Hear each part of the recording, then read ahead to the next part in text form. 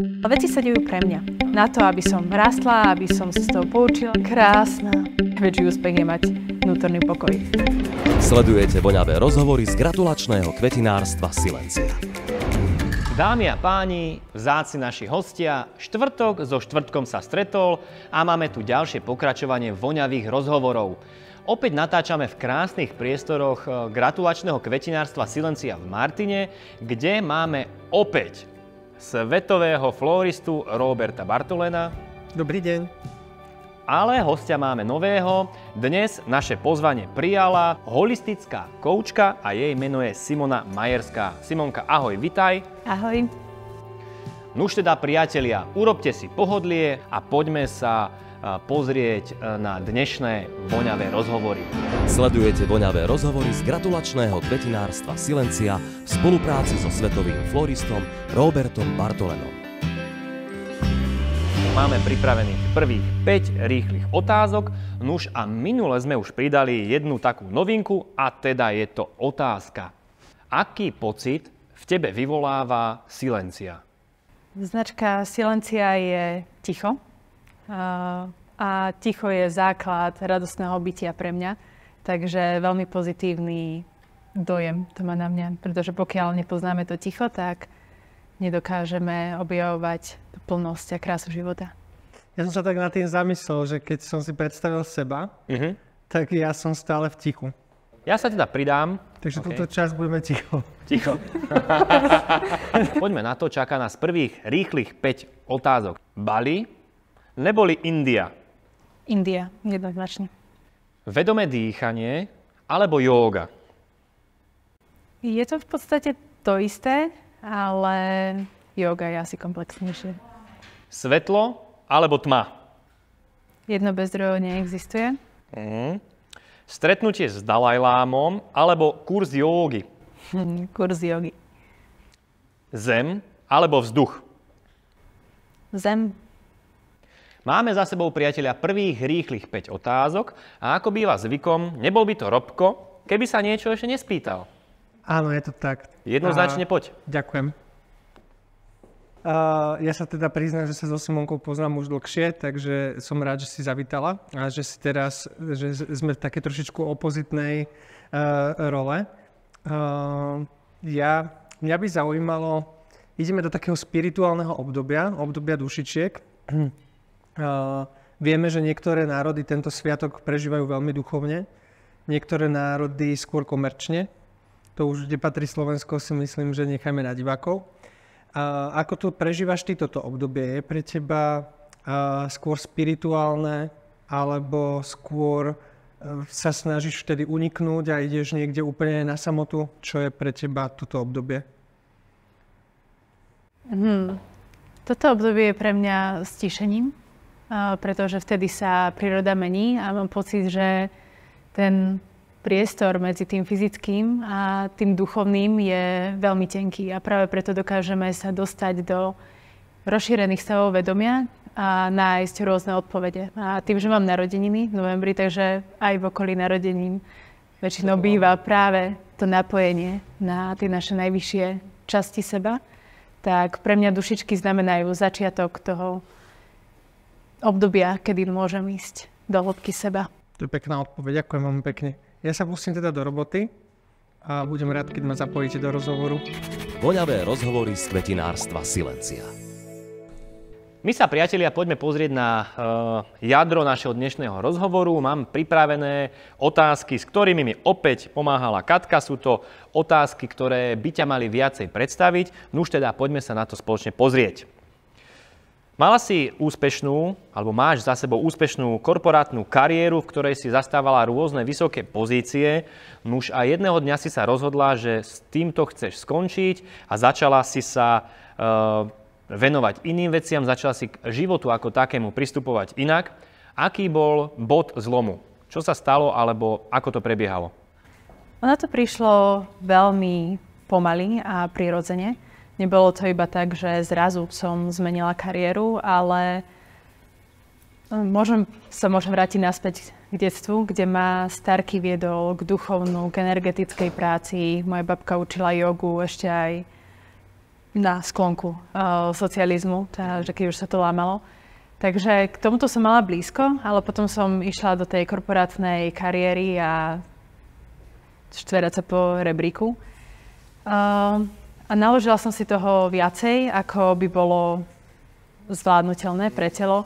Takže postupne mi prestávalo fungovať trávenie, bola som stále unavená, mala som panické záchvaty. A keď už to bolo naozaj neúnosné, že už moje telo odmietalo so mnou spolupracovať, vypnúť hlavu, o tom som ani len nesnívala, že by som dokázala, tak vtedy som si povedala, že ak to teraz nezmením, tak ma to naozaj zomelie. Takže to nebolo ani rozhodnutie, to bola iba jediná možná cesta, ako sa zachrániť a prísť naspäť k sebe. Nuž a začala si sa venovať čomu? Keď si cítila, že už je toho naozaj dosť, tak aké boli také tie prvé záchranné kroky? Záchranné kroky boli o cestovaní. Čiže už keď som cítila, že je toho na mne príliš veľa, bukla som si jednosmernú letenku do Mexika. Potom ma presvedčili, aby som sa teda vrátila naspäť. A počas tohto výletu sa mi stali ďalšie skúšky životné, takže keď som sa vrátila, tak som si povedala, že už nechcem, aby sa mi toto opakovalo. A tým, že som mala dostatočne nasporené, nemala som žiadne záväzky, po 3-týždňovej dovolenke som toho nemala na stole až tak veľa, tak som si povedala, že je čas skončiť. Takže dávala som sa najprv dokopy, začala som chodiť do fitka, zoptimalizovala som si stravovanie, veľa som spala, začala som sa stretávať s ľuďmi, na ktorých som predtým nemala čas. A potom som si bukla ďalšiu jednosmernú letenku, tentokrát už bez toho, aby som išla naspäť. A pustila som sa na cestu samoliečenia, kde mi pomáhali rôzni ajurvédski lekári, ale aj liečitelia, jogíni a tak ďalej. Čiže akoby život ma naviedol na to, ako sa môžem navrátiť naspäť k sebe. A tá druhá cesta smerovala kam? Kde bol ten druhý zájazd? Sri Lanka. Sri Lanka, potom odtiaľ India a potom som sa vrátila naspäť na Sri Lanku. Koľko to trvalo? Skoro rok. Čisto iba liečenie a hľadanie, že kto naozaj som, pretože počas tej korporátnej kariéry som si dala veľa nálepiek, aké ciele musím mať, kým mám byť, čo musím dosiahnuť na to, aby som bola úspešná, bez toho, aby som si uvedomila, že ten úspech je vo vnútri a ten najväčší úspech je mať vnútorný pokoj. Takže toto som si uvedomila až trošku neskôr. A tie nálepky si dala ty sama, alebo myslíš, že ti ich niekto prilepil? Vždy verím tomu, že si ich dávame my, alebo že ak nám je nejaká akože sympatická, tak si ju privlastníme. No a tieto nálepky som sa snažila sa dorovnať tým očakávaniam spoločnosti, ale keď poviem, že ja som si ich dala, tak by som skôr povedala, že to moje vnútorné zranené dieťa, ktoré chcelo validáciu od spoločnosti. Rozumiem. Keď si cestovala zo Sri Lanky do Indie, ktoré miesta ťa najviac ťahali v tej Indii? Himaláje. Vtedy som bola akurát po 2-týždňovom silent retreate, čiže čisto v tichu. A tým, že tam boli vtedy bombové útoky, tak ja som nevedela. Prišla som na pláž, kde našli aj tie bomby, tak zrazu bola prázdna pláž a tým pádom ja som mala mesiac v absolútnom tichu. Ale prišla som do Indie, doletela som priamo na úpätie Himalaj do Rishikešu, do Meky Jogy. A tam to bolo na mňa príliš hlučné, takže som sadla na autobus a cestovala som už do najmladšej časti Himalají v ďalšom štáte a tam som našla akoby taký ten svoj pokoj, ktorý som vtedy potrebovala na to, aby som sa integrovala naspäť do spoločnosti. A cestovala si sama, alebo si bola aj s niekým potom v tých Himalajách? Čisto sama? Celé to bolo o mne. Takže sama, ale stretla som mnoho ľudí a človek nikdy necestuje sám. Veľmi často sa v kydiciach používa doplnková zeleň. Ja som zvolil práve rozmarín kvôli tomu, že vo mne charakterizuje práve mesiac november. Je to veľmi nostalgický mesiac a mesiac založený na vôňach. A taktiež som použil viburnum, ktoré veľmi veľa ľudí má práve vo svojich záhradách, ale prehliada ho. Podľa mňa jeho oceľovo-modrá farba je veľmi zaujímavá a hlavne je veľmi príjemne spätá práve s týmto prvým zimným mesiacom. Ty sama si vytvorila súbor špeciálnych dýchových a pohybových techník, ktoré ak človek dokáže praktizovať 21 dní, je dosť možné, že sa mu zmení život. Ako je to možné? Alebo je to naozaj tak? Poopravila by som ťa. Nevinula som ich ja. Je to súbor cvičení, do ktorých som bola zasvetená a ktoré som sa naučila. A ja ich iba vyskladám podľa toho, aký efekt chceme dosiahnuť. Príde za mnou klient a povie mi, že mám problém s týmto alebo s týmto, dajme tomu s nejakou závislosťou, alebo má zlomené srdce, alebo má nejaký žiaľ, s ktorým sa chce vyrovnať, tak ja mu na základe toho, z toho veľkého súboru cvičení, ktoré mám, poskladám jedno špeciálne cvičenie pre neho, ktoré má nejakých 30-40 minút a potom to, keď človek cvičí tých 21 dní, čo je v joginskej tradícii zvané sádna, osobná duchovná prax, tak ono automaticky to vytvorí nejakú energetickú zmenu, ktorá potom vytvára prostredie, v rámci ktorého dokážeme zmeniť aj nastavenie mysle, dokážeme prečistiť emócie a dokážeme zmeniť život. Takže ono sa to dá, pokiaľ ten človek naozaj chce a tomu verí. Robko, prosím ťa, chcem sa ťa spýtať. Ty robíš aj vlastne také floristické kurzy, pracuješ s kolektívmi, pracuješ s jednotlivcami na tom, aby si ľudí naučil pracovať s kvetmi, nejaká estetika a rôzne takéto kreatívne workshopy. Stretávaš sa aj ty s podobným princípom toho, že, a ja si myslím, že možno, že aj v tej floristike to môže byť, že sú nejaké štandardy, nejaké staré vzorce, ale my sme sa už bavili o tom, že tá floristika už je úplne inde a má iný rozmer ako pred niekoľkými rokmi. No už teda, aký je tvoj názor na v podstate to vystúpenie zo svojej komfortnej zóny a prekročenie nejakého pomyselného tieňa a prepísanie vzorcov? Toto by som prepojil možno, že so Simou. Je to všetko o tom, ako je vyspelý človek vnútorne.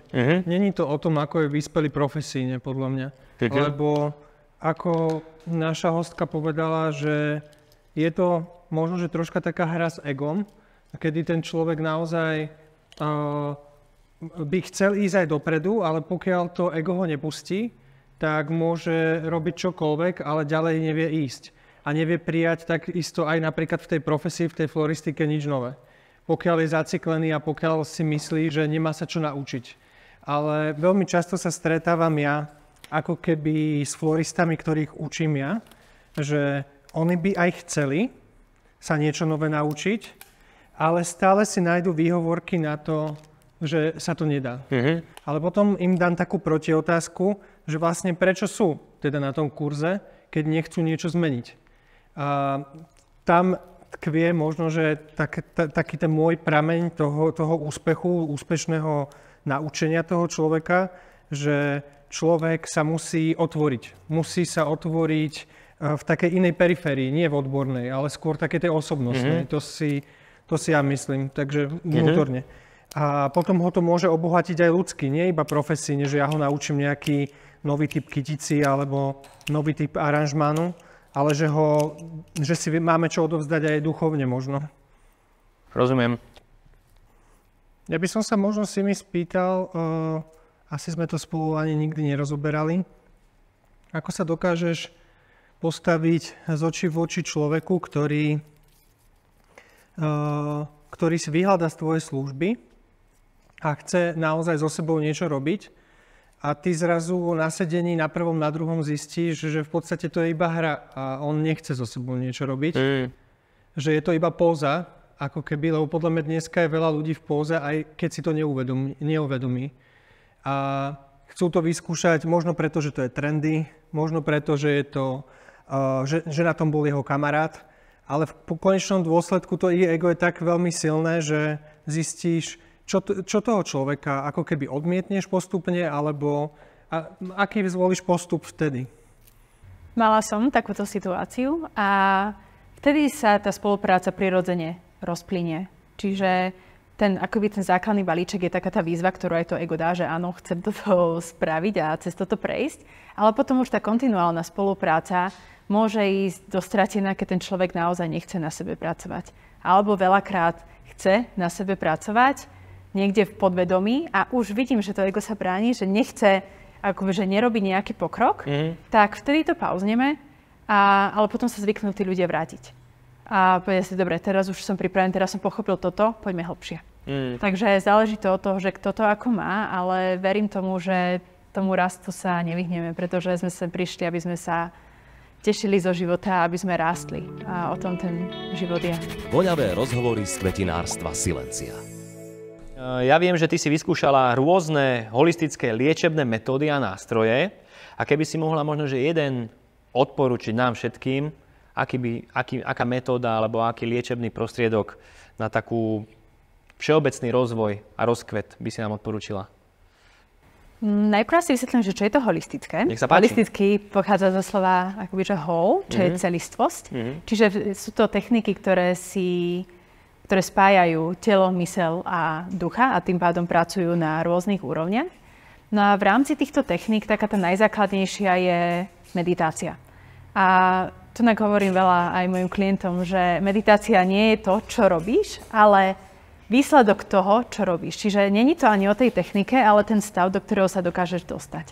A tie techniky sú rôzne.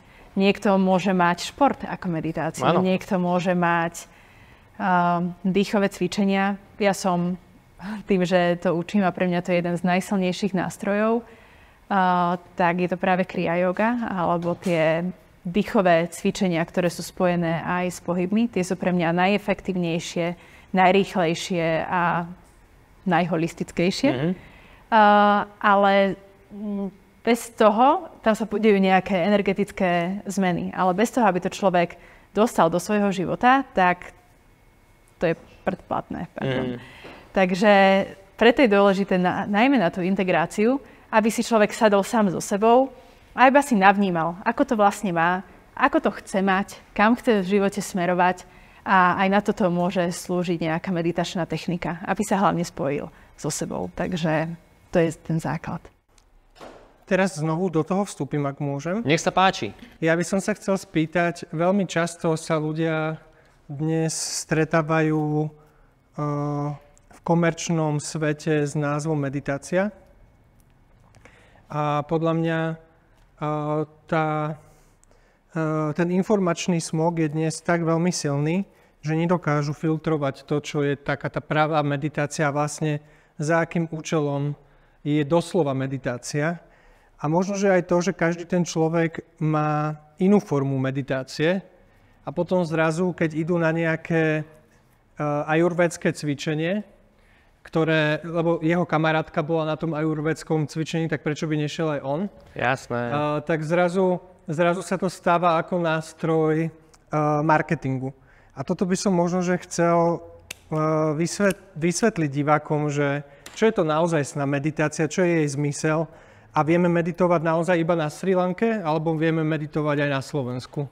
Takže... Meditovať môžeme napríklad aj teraz, prepáč, že do toho skáčem, môžeme sa iba na chvíľku stíšiť a zamerať sa na dých, to môže byť jedna z techník, a zvnútorniť sa. Zistiť, že čo je prítomné v mojom tele, v mojej mysli, v mojich emóciách, ako sa mám. A tých techník je mnoho a ja by som to nechcela definovať, že čo je tá meditácia. Každý si to musí nájsť svoje. Meditačný stav, do ktorého sa dostávame, alebo je rozdiel, ako som spomenula, že meditácia ako technika a meditácia ako stav bytia. A ten stav bytia je absolútne sprítomnenie, kedy tie myšlienky sa už ku mne nedostávajú a kedy splyniem s tým tichom, s tou silenciou v rámci seba. Takže to je meditácia a tých techník je tam mnoho a každý si tam nájde tú svoju, ktorá mu pomôže alebo ktorá mu je prirodzená, pretože ak niekomu ide veľmi silno hlava, tak musí ísť cez telo.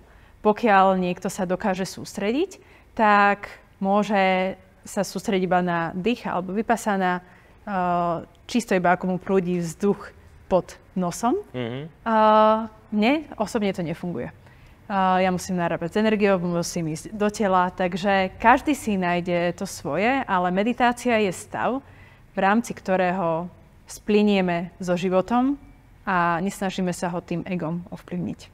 Sú to krátkové stavy a aj keď sa považujem za meditátorku, že viem sa dostať do týchto stavov, tiež sa mi to nie vždy podarí, že aj keď meditujem každý deň pol hodinu, a mne najviac funguje teda mantrová meditácia, ktorá mi dokáže ísť hlbšie práve do tej roviny ticha, tak sú to niekedy iba záblesky, že iba 3 sekundy, kedy mi absolútne nejde myseľ a potom sa vrátim naspäť k tomu. Ale mantra ma dokáže dostať hlbšie a hlbšie do seba. Takže nie vždy sa to podarí, niekedy to je niekoľko minút, krásny blažený stav a niekedy nie. Ale meditácia nie je nástroj na to, aby sme boli lepší v meditácii, ale na to, aby sme boli lepší v živote.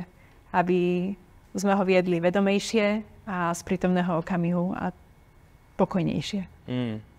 Aká je mantra na dnešný deň? Vesmír pracuje pre mňa.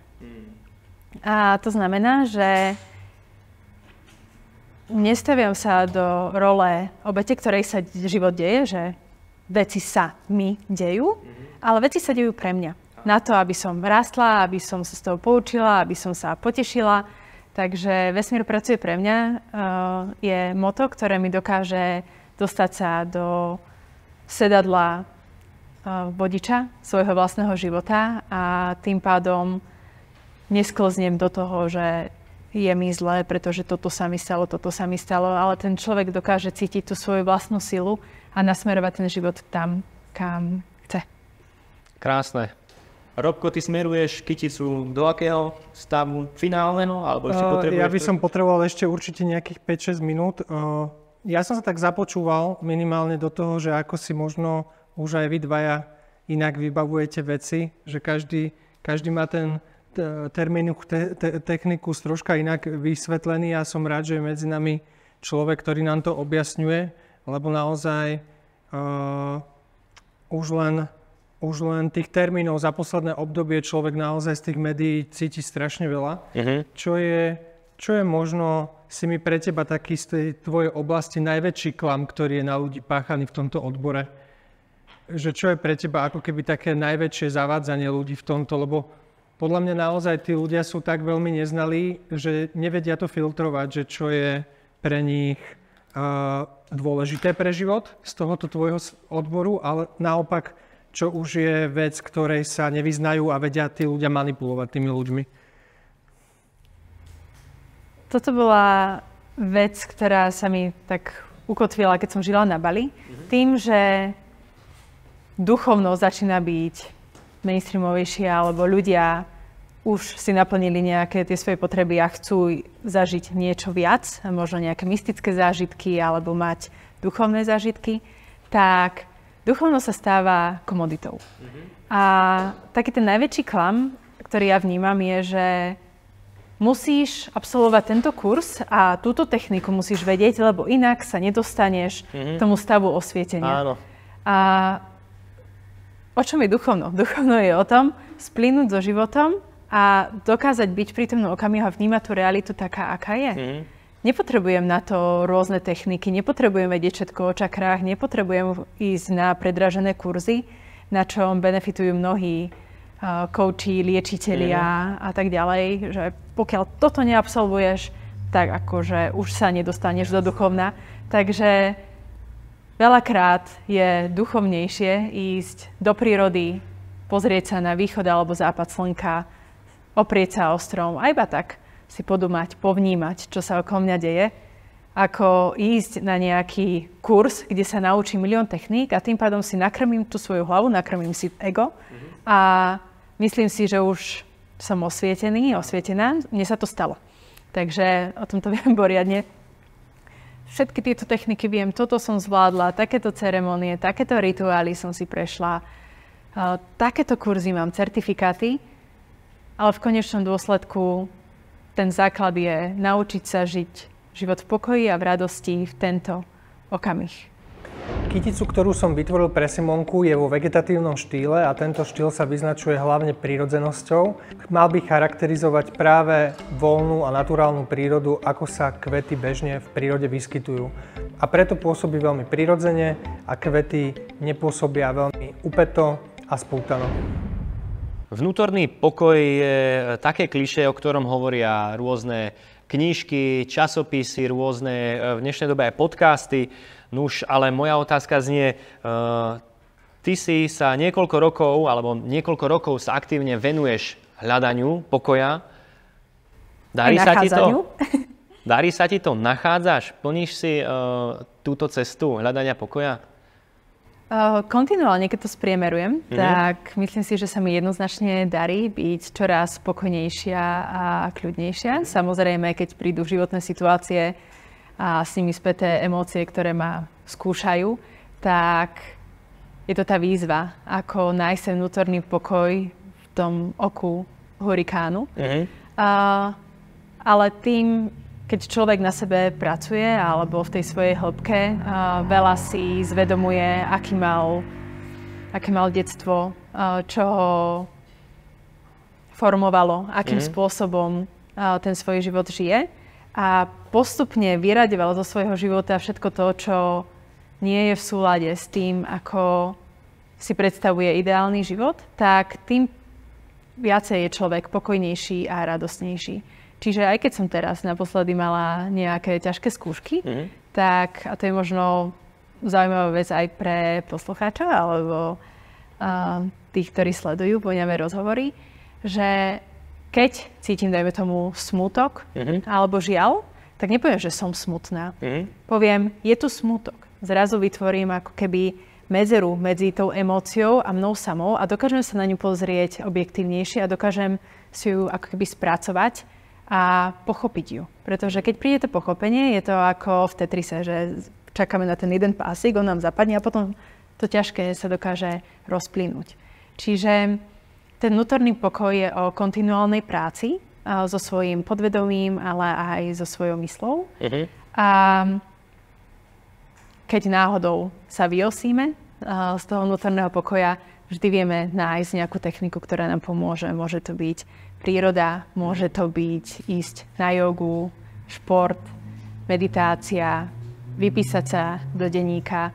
Čiže technik je mnoho a vnútorný pokoj je krásny stav bytia, ku ktorému verím, že všetci smerujeme, ale je to o kontinuálnej práci. A čím viac to budeme robiť, tým to bude jednoduchšie. No už a keď si povedala, že je tu smútok, alebo myslíš si, že je zlé smútiť? Je zlé žialiť? O tom je život. To robí život krásnym, farebným, pretože zažívame celú škálu emócií a zážitkov a bez toho by sme si neužívali ten druhý kontrast. Pretože ak sme boli v stave radosti a napojenia, tak zrazu nám to príde všedné. To isté bolo napríklad tým, že som žila v rôznych krajinách sveta, veľa som precestovala, tak za chvíľku to bol iba ďalší vodopád, ďalšia pláž a už to strácalo takú tú svoju iskru. A práve aj ten smutok, alebo žiaľ, alebo možno strach, negatívne emócie, je dôležité si ich uvedomiť, pochopiť, čo nám chcú povedať a možno byť aj vďačný za to, pretože každá jedna emócia je iba ten ukazovateľ na to, že čo ešte vo vnútri si potrebujeme vyčistiť, aby sme žili v tej ľahkosti. Rozumiem. Ja cítim, že aj Robko možno, že ešte by mal nejakú otázku, pretože vidím, že ruky mu pracujú a cítim, že aj myseľ mu ešte celkom hrá. Už teda nech sa páči. Ja už pomaly uzatváram kyticu, ale určite by ma zaujímalo minimálne obdobie, ktoré je pre nás kvetinárov veľmi charakteristické smútkom, nostalgiou, spomienkou, a to je dušičky.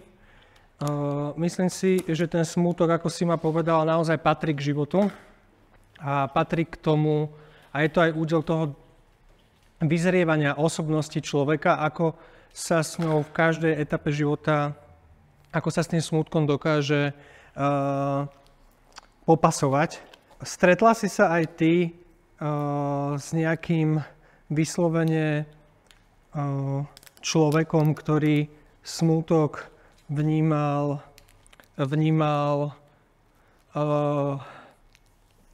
veľmi expanzívne, že liečil si skôr extrovertne smútok v sebe, alebo pomáhala si mu sa z toho dostať, lebo podľa mňa sú rôzne formy ako keby liečenia smútku a veľmi často sa ľudia skôr uzatvárajú do seba, ale počul som, že sú aj prípady, kedy ten človek naopak potrebuje úplne kontroverzne skôr začne reagovať. Stretla si sa s takýmto prípadom a keď, tak vedela by si poradiť ľuďom, ako napríklad v takomto období, ako sú dušičky, prežiť ten smútok, ako ho stráviť? Takouto základnou liečebnou metodou, alebo možno ani metodou, tak je, že čas lieči. Čiže ono veľakrát to musí iba prehrmieť a takisto ako psychológovia odporúčajú, že keď sa stane nejaký silný traumatický zážitok, tak ten človek, pokiaľ by to začal riešiť hneď, tak ho to retraumatizuje a môže to byť kontraproduktívne. Čiže preto je dôležité dať si chvíľu odstup a potom, keď už je to trošku utrasené, potom sa naspäť k tomu vrátiť. A práve preto sa môže zdať, že niekto ako keby od toho smutku uteká, hej? Že keď sa stane nejaká smrť v rodine, tak človek sa pohrúži do roboty, aby na to nemyslel, pretože je to príliš bolestivé. Ono, ten čas je veľakrát potrebný na to, aby si ten človek dokázal prijať, že je toto nová realita a potom sa dokáže k tomu vrátiť naspäť. Ale pokiaľ sa nevráti naspäť, tak je to stále iba ten útek. Ale aj táto fáza smútenia je veľmi dôležitá. No a potom ďalšia technika, by som to nazvala, je, že pozerať sa na tú smrť inak. A ja som silným zastancom toho, že smrť vie byť aj inšpiratívna, pretože nám to ukazuje, že ten koniec, že život má nejaký dátum expirácie, kedy máme limitovaný čas, nevieme, kedy príde a preto je dôležité si ten život užívať čo najviac, kým sa dá. Ďakujeme za tvoje slova, ďakujeme za opäť inšpiratívny rozhovor. Priatelia, družte sa, trávte spoločne krásne chvíle, či v prírode, či v telocvični, či niekde, kde vám je to blízke, pretože meditovať, napájať sa na seba a spoznávať sa môžete kedykoľvek a kdekoľvek. Obdarujte sa seba spoznávaním, seba rozvojom, seba liečením. Jednoducho buďte so sebou spokojní a šťastní a tak doprajete šťastie a pokoj aj svojim blízkym. Ďakujeme veľmi pekne za tvoj čas, ďakujeme za krásne myšlienky, ktoré si nám odovzdala. Ďakujeme Robkovi za krásnu kyticu, ktorú ti bude o malú chvíľu prezentovať. Dúfam, že ťa prekvapí, dúfam, že ťa povznesie a poteší. Priatelia, ďakujeme veľmi pekne. Poďme sa spoločne s Robkom pozrieť na to, čo dnes pre našu hostku špeciálne pripravil. Ja ďakujem za pozvanie a veľmi sa teším na to, že čo príde. A ja. Premýšľam, že z ktorej strany... Počkaj, zavriem oči, aby si to mohol. Zavri. Ale to sa stalo akousi tradíciou, to zatvorenie očí. Ale potom to je také autentickejšie. No. Už si tu? Áno, už som tu. Môžeš otvoriť. Krásna.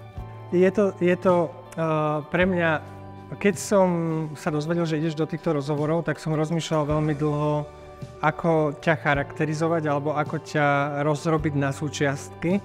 Lebo aj to je tvojou úlohou, podľa mňa, keď stretneš človeka, že si ho zanalyzuješ a začneš ako keby vyťahovať jeho pozitívne veci, s negatívnymi pracovať, ale ja som sa snažil skôr vyťahnuť to tvoje poslanie v živote a to je ako keby spájanie toho duchovna, toho niečoho, čo človek nemôže hmotne vidieť a tej persony.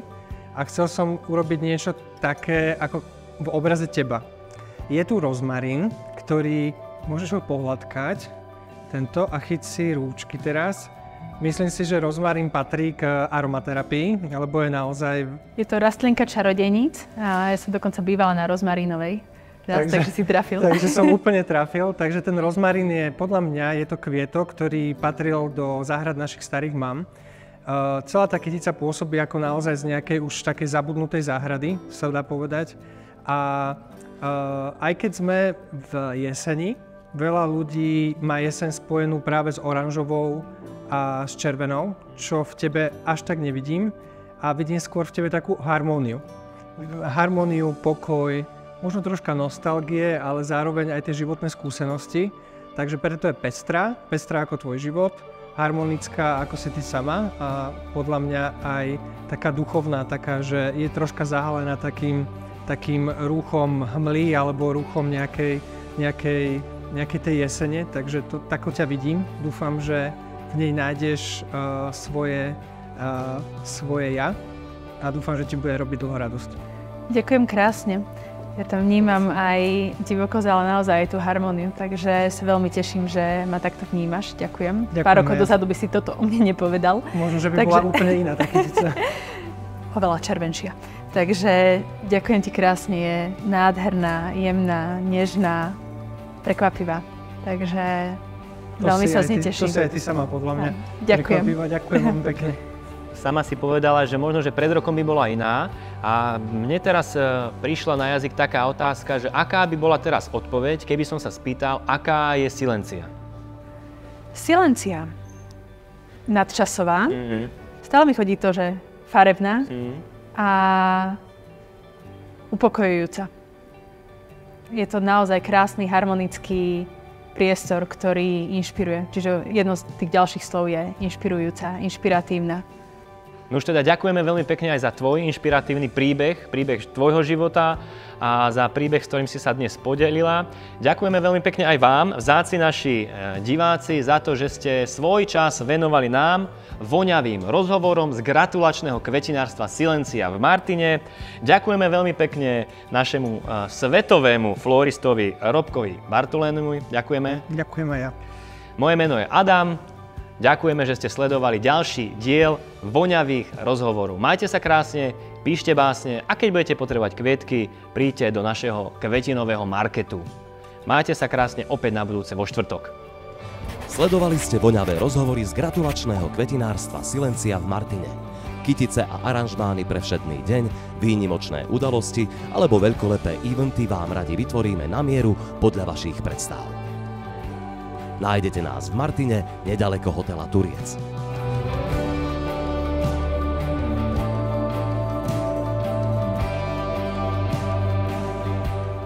Ďakujeme za sledovanie.